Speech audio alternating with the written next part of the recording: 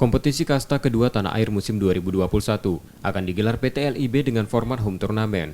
Klub kontestan Liga 2 akan dibagi dalam 4 grup.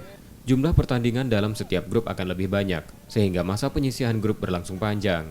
Terkait rencana itu, manajemen Sriwijaya FC siap menjadi salah satu tuan rumah penyelenggara home turnamen Liga 2 nanti. Kesediaan itu karena Palembang memiliki fasilitas lengkap, mulai stadion hingga fasilitas pendukung lain.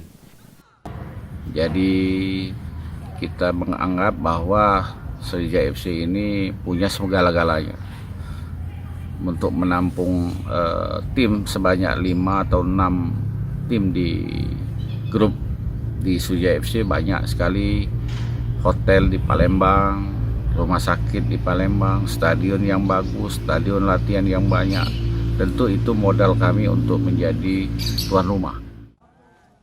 Pada Liga 2 2021 ini, akan ada 24 klub yang ambil bagian memperebutkan tiket promosi ke Liga 1.